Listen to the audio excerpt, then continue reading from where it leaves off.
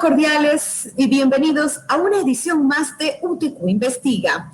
Estamos complacidos de llevarles 2 veces por cada mes este programa de investigación científica a cada uno de ustedes. A nombre de las autoridades de nuestra universidad, el doctor Eduardo Díaz Ocampo, rector, de la doctora Jenny Torres Navarrete, vicerrectora académica, y del ingeniero Roberto Picos Altos, vicerrector administrativo de nuestra alma mater, les damos a todos ustedes la más cordial bienvenida y agradecemos que nos permitan viralizar estos contenidos que ciertamente son un importante aporte a la comunidad científica, pero también a nuestro entorno social que nos permite acercar la investigación que se realiza en nuestra universidad al fin social, precisamente que tiene entregar estos conocimientos a nuestro entorno social, valga la redundancia. Estamos listos de inmediato para comenzar con la edición de este programa. Quiero presentarles, y voy a ponerlo en estos momentos en pantalla, a nuestro invitado del día de hoy. Ya está conectado con nosotros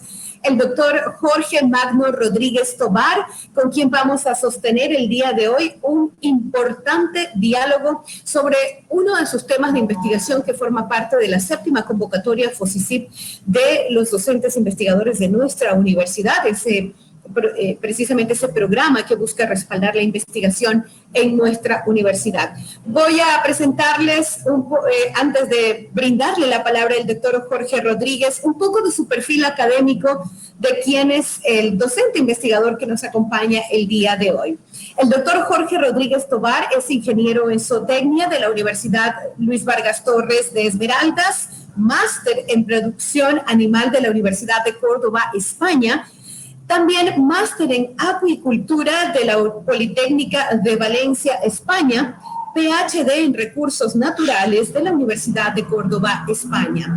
Tiene un importante número de publicaciones indexadas de alto impacto y es docente investigador en especies nativas. Doctor Jorge Rodríguez, muchas gracias por acompañarnos hoy en UTQ Investiga. Bienvenido. Muchas gracias a ustedes por invitarme a su programa que está teniendo mucha acogida y me siento muy complacido de estar aquí y poder difundir algo de lo que nosotros venimos haciendo aquí en la Universidad Técnica Estatal de Quevedo en el área de investigación. Gracias a usted, doctor, por aceptar esta invitación. Quiero presentarles a continuación el tema que vamos a abordar el día de hoy, no sin antes, primero, doctor, con su permiso, empezar a compartir pantalla de lo que será el desarrollo de nuestro diálogo que corresponde a la investigación realizada en su calidad de director del doctor Jorge Rodríguez. Doctor, confírmeme si tiene ya usted en pantalla la presentación para que de inmediato podamos empezar el diálogo. Ya la tenemos.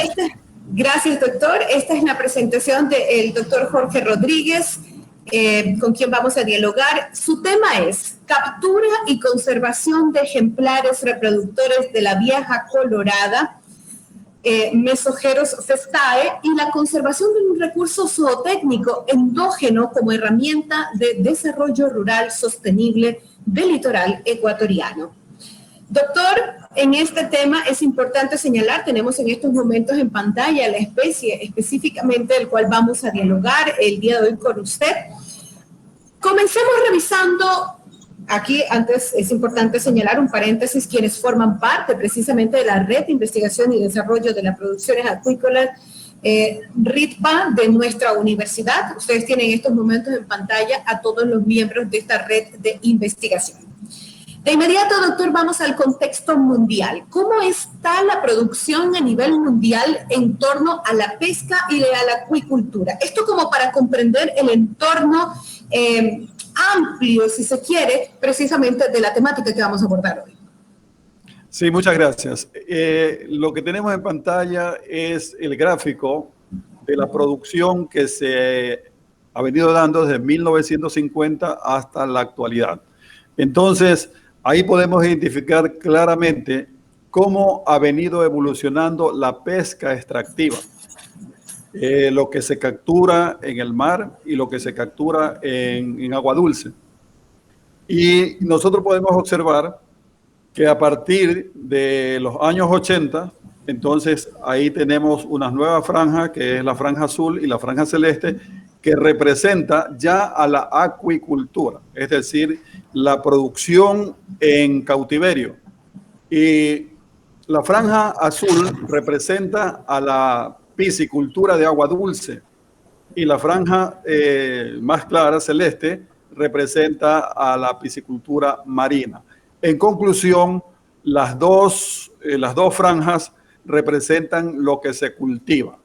Pero ahí nosotros podemos observar en la franja naranja, que es la pesca extractiva, de que esta comenzó con, en el año 50, pues 20 millones de toneladas, y luego hasta los años 80 tenemos alrededor de 80 millones de toneladas, luego subió a 100 millones de toneladas y vemos que hasta el año 2018, que la FAO nos presenta este gráfico, prácticamente la acuicultura, la crianza de peces, o la captura, mejor dicho, de peces que tenemos del mar y de ríos, se ha estabilizado.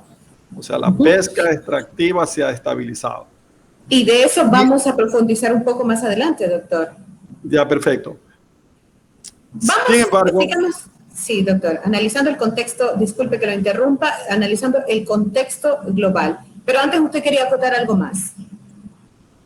Sí, le quería indicar de que para satisfacer la demanda mundial ha sido necesario el concurso del cultivo de los peces, lo que decimos la acuicultura, tanto marina como continental.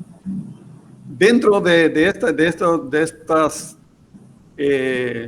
tanto de la marina como de la continental, vemos que ha crecido y seguirá creciendo la piscicultura continental. Entonces, ya estamos por los 50 millones de producción frente a los 30 millones que produce la piscicultura marina. Bien. En cuanto a las especies, doctor, precisamente de esta área, piscicultura.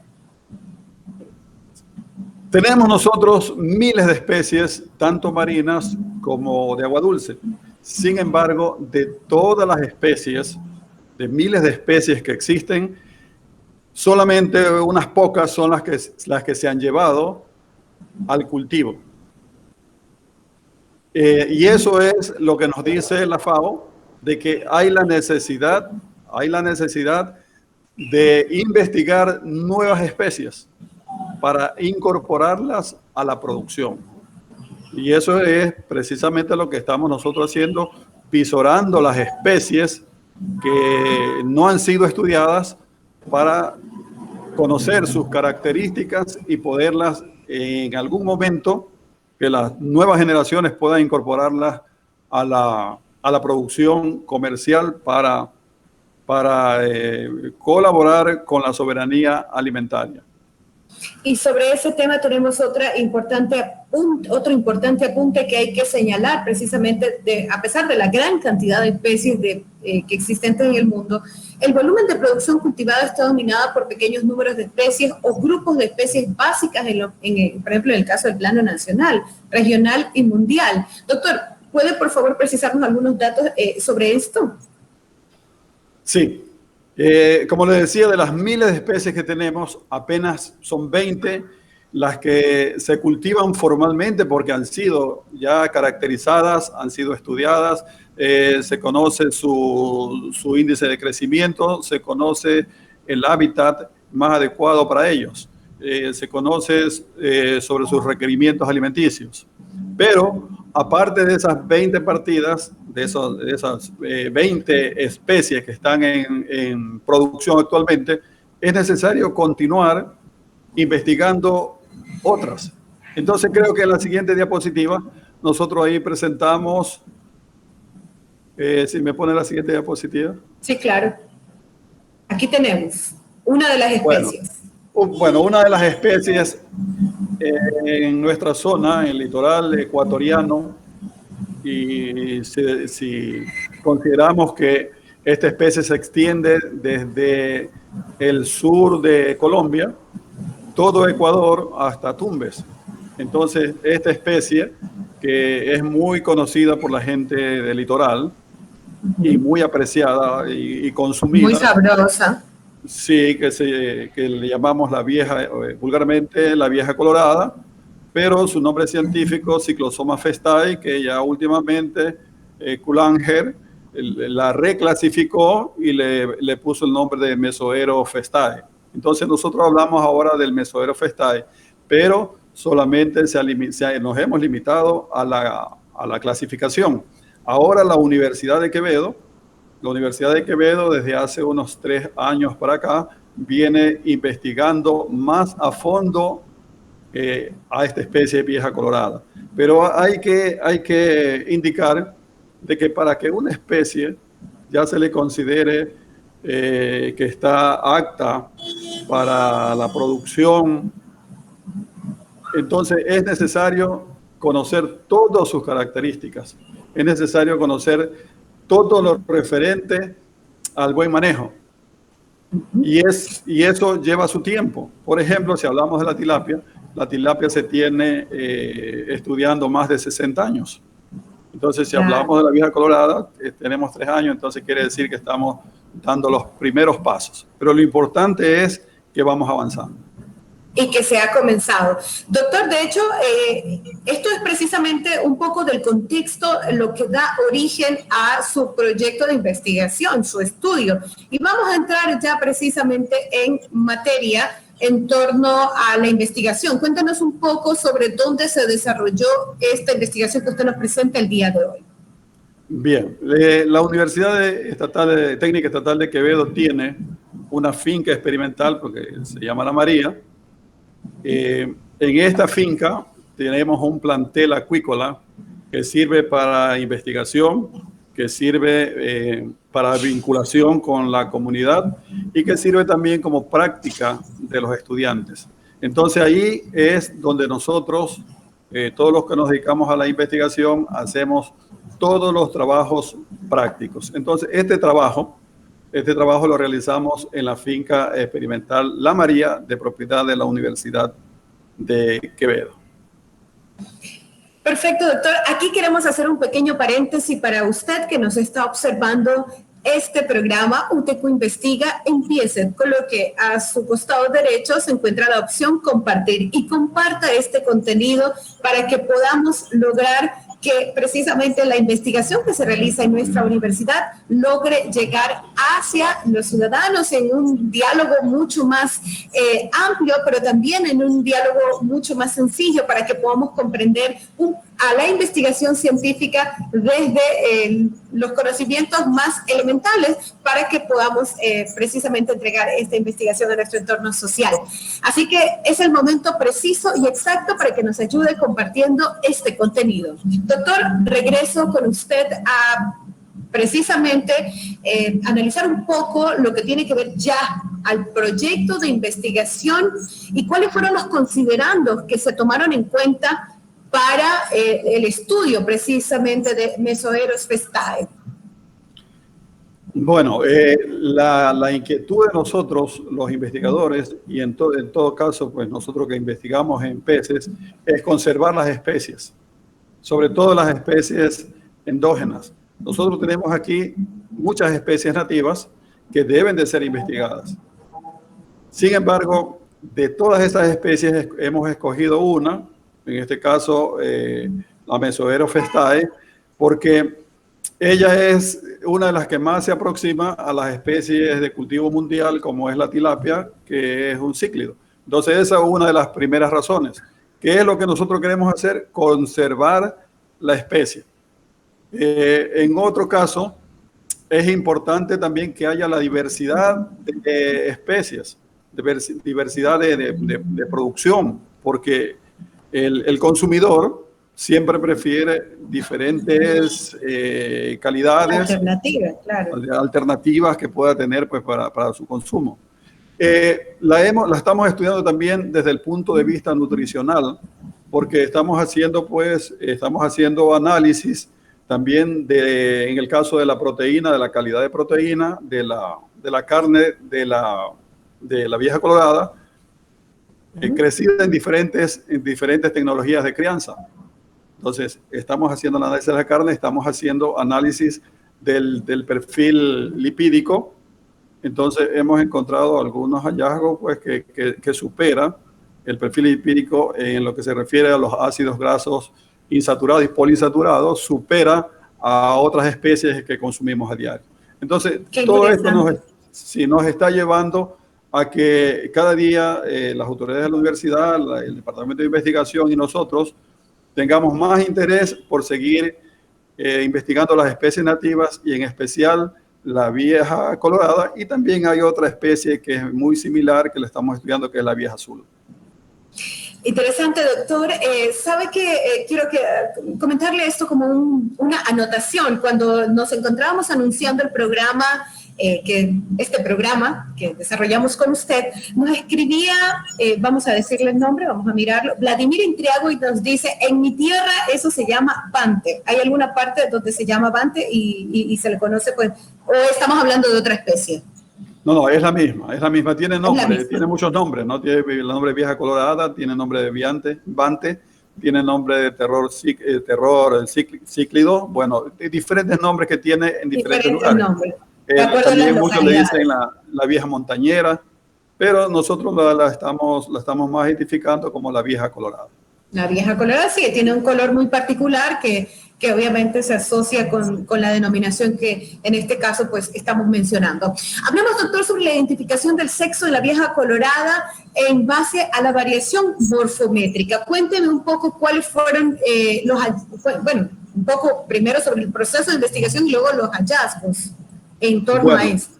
Sí, o sea, la identificación sexual en machos y hembras, en el caso de los peces, hasta cierto punto, lo que nosotros queremos evitar es causarles un estrés a los peces, porque nosotros bien podríamos cogerlos desde pequeño, hacerle un sexaje en el órgano urogenital, pero eso va a causar pues demasiado estrés o puede causar algunas lesiones.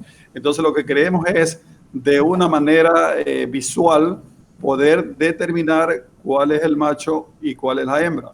Y lo que hemos tratado en este trabajo es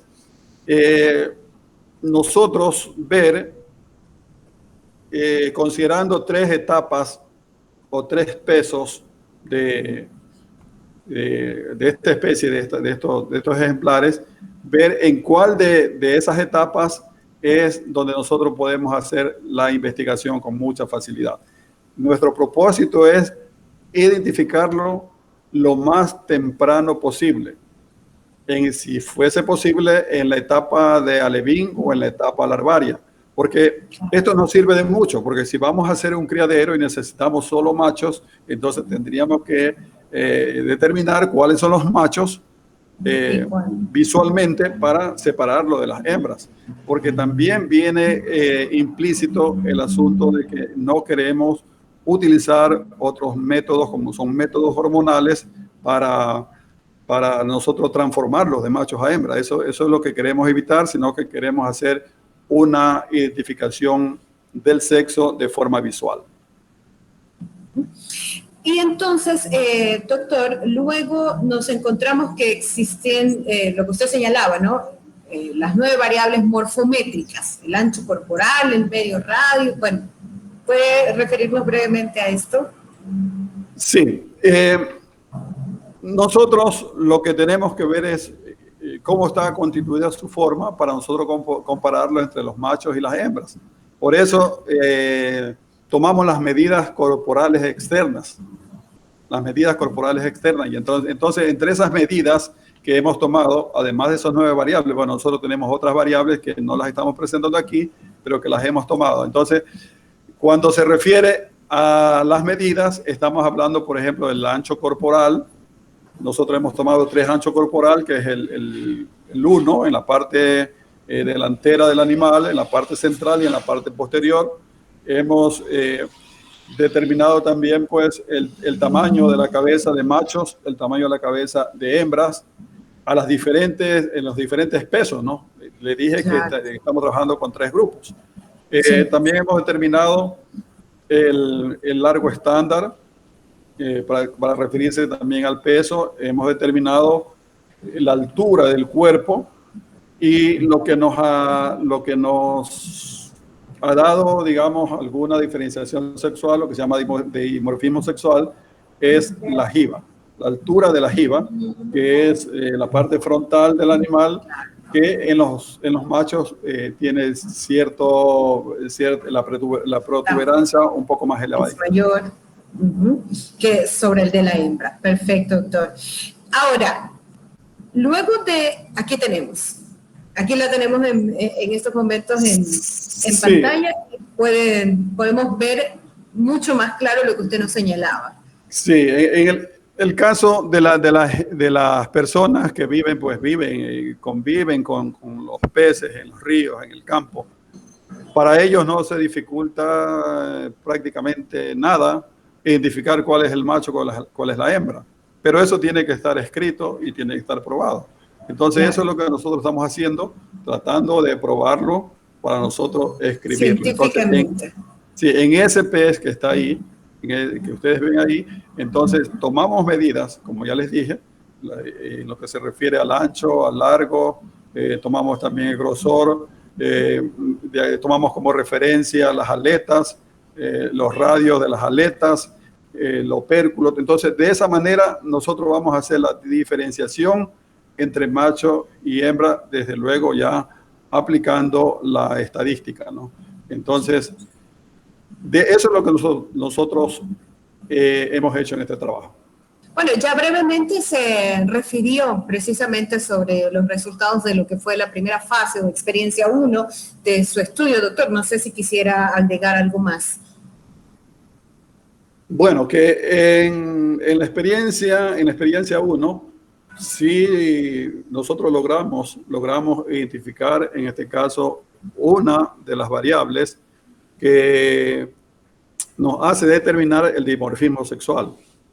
Pero sería necesario hacer otras investigaciones sobre el mismo caso, utilizando otros métodos de medidas, como son la fotogrametría, por ejemplo, ¿no?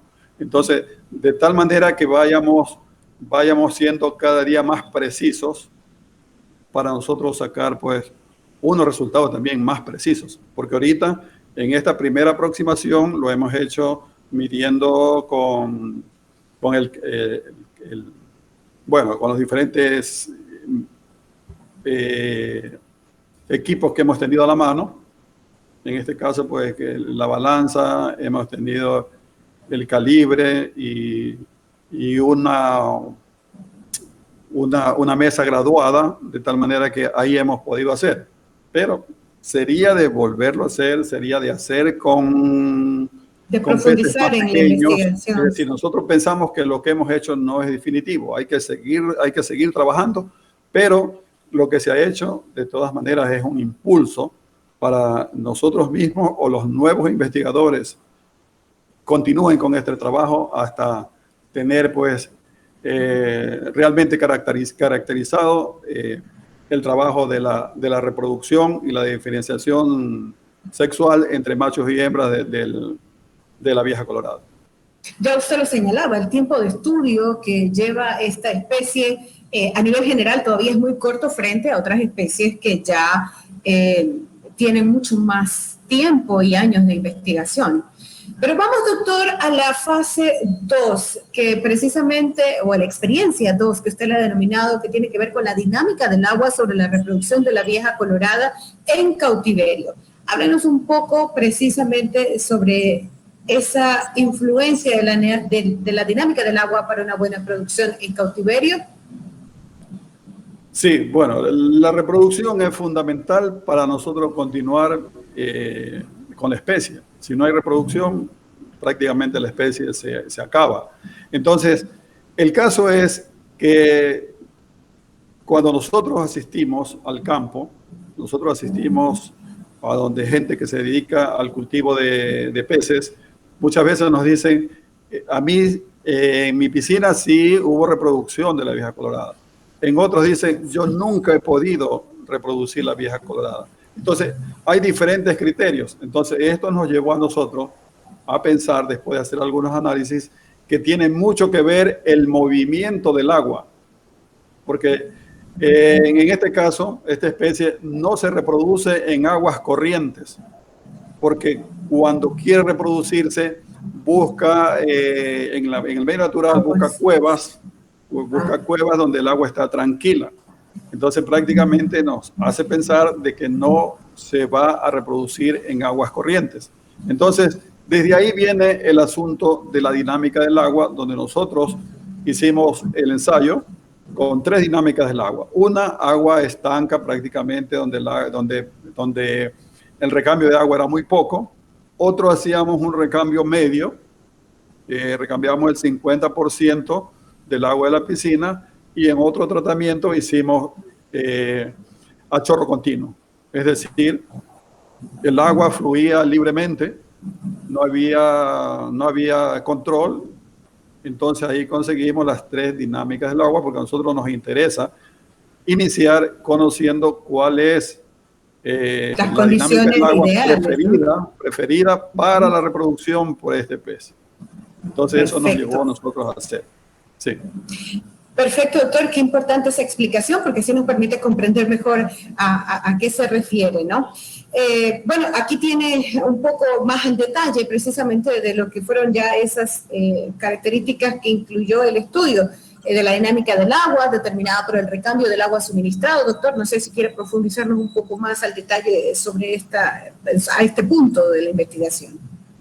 Sí, además de la dinámica del agua, que es una cosa muy sencilla que se hizo, también pues habría que ver los factores físicos y los factores químicos, porque si hay más flujo de agua, lógicamente va a haber menor temperatura por el nuevo ingreso del agua, y va a haber también menor cantidad de plancton, porque se va a ir en el agua que estamos evacuando. Entonces, todos esos considerandos son los que nos llevan a determinar cuál sería la dinámica del agua que nosotros debemos de aplicar. Nosotros debemos de aplicar para la reproducción de la vieja colorada. Y desde luego consideramos que hemos tenido éxito en los tres sistemas, en las 3 dinámicas de agua. Ha sido exitoso, pero en uno de ellos tuvo mucho más producción, y eso nos hace pensar y nos hace ver estadísticamente de que esa es la dinámica del agua más aceptable, más aceptado por la vieja colorada. Por la especie.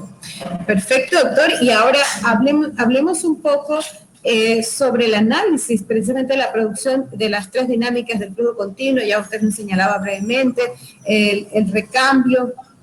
Tenemos aquí también algunas conclusiones generales sobre las 2 experiencias dentro de su estudio, doctor.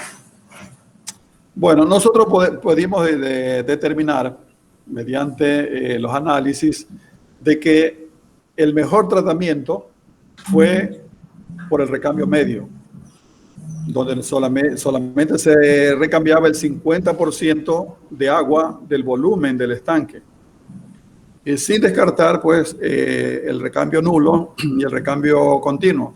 Pero eso fue lo que nos dio el mejor resultado, y eso le decía que tenemos que seguir analizando, porque cuando el recambio es medio, lógicamente va a haber una media de temperatura, una media de sólidos y sueltos diferente al recambio continuo y al agua estanca.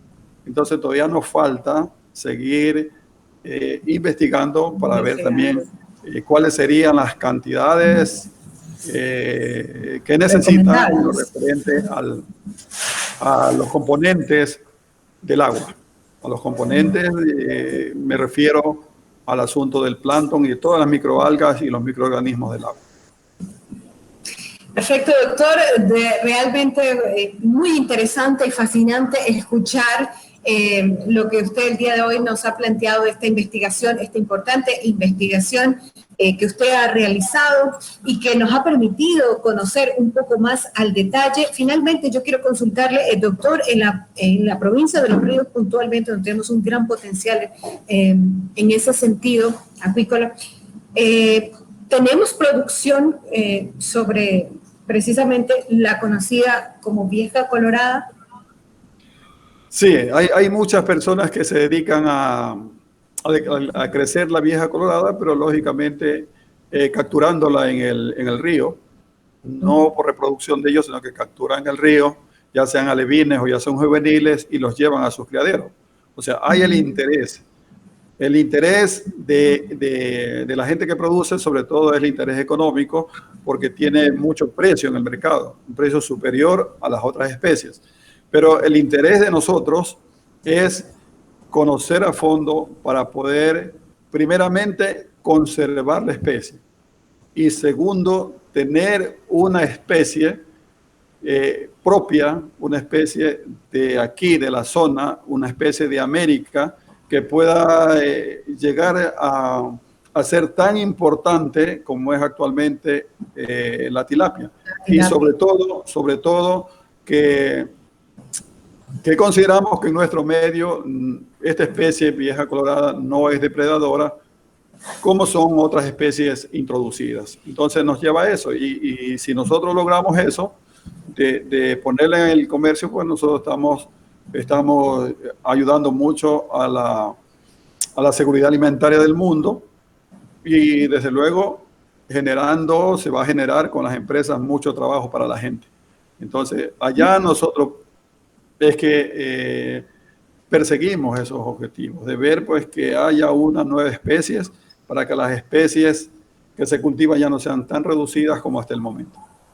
Doctor, ciertamente usted ya lo señalaba, el camino aún es largo en materia de investigación precisamente de esta especie. Queremos agradecerle que nos haya conferido algunos minutos de su tiempo, invitarlos también, importantes minutos de su tiempo, doctor, porque para poder desarrollar este programa llevamos varios días previos, así que queremos agradecerle de sobremanera por esa predisposición e invitar a usted que se ha quedado muy interesado sobre este tema, que le interesa profundizar este tema, invitarlo a que en la próxima edición de nuestro periódico universitario UTQ Noticias pueda encontrar esta investigación. Va a estar publicada también en www.utq.edu.es. También en la pestaña de investigación están publicadas todas las investigaciones que se desarrollan en este programa UTQ Investiga, en un lenguaje mucho más sencillo, con el objetivo de poderles entregar esta investigación para la comprensión de nuestro entorno social. Así que tenemos varios canales donde usted va a poder profundizar un poco más sobre el tema y el proyecto de investigación del doctor Jorge Rodríguez, nuestra próxima edición del periódico universitario, en la página web, y también pues este programa se va a quedar colgado en nuestras redes sociales para que si usted quiere revisarlo o tomarlo como referencia, pues permanentemente lo esté observando. Ahora, lo que sí queremos pedirles y agradecerles es que nos ayuden compartiendo este contenido. Doctor, muchas gracias por su tiempo. Lo dejo en las palabras finales.